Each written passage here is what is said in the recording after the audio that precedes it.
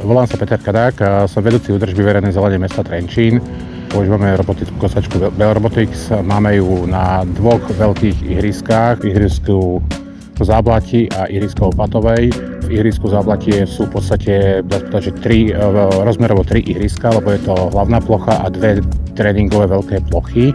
Čo sa týka robotických kosačiek, pre nás je to nesmierna výhoda kvôli nastaveniu, že si dokážeme nastaviť na nej výšky, dokážeme si nastaviť, aby sme sa vyhli postrekovaní s postrekovačmi, dokážeme nastaviť, či sa ide kosiť do pásov alebo nie v pásoch, alebo rovnomerne. Hlavná výhoda asi pre nás je ten, že žiadny bioodpad, tým pádom, keďže to pravidelne kosí, nám to aj hnojí ten trávnik a nemusíme používať toľko hnojív na trávniky. V minulosti sme tu zamestnávali jedného človeka, ktorý sa musel o to pravidelne starať. Plus sme mu tu my museli chodiť vypomáhať kosačkami veľkými na prekosenie, kvôli tomu, že to nestíhal.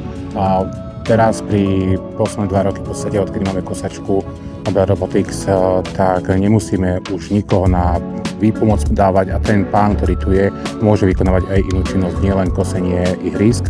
Pri údržbe kosačky počas roka, pokiaľ v tých letných mesiacoch je čistenie veľmi jednoduché, kosačka sa v podstate otočí a vyčistia sa hlavy od suchej trávy. Potom na jeseň alebo na jar, v jarných a jesenných mesiacoch, tak treba tú kosačku pravidelnejšie čistiť z dôvodu vlhkej trávy, ktorá sa lepí či na hlavy alebo na kolesa. Ja ako za správu zelene v mesta Trenčín doporučujem takúto kosačku pre väčšie plochy alebo menšie ihriska a je to obrovská pomoc pre futbalové ihriska a veľké rovné plochy.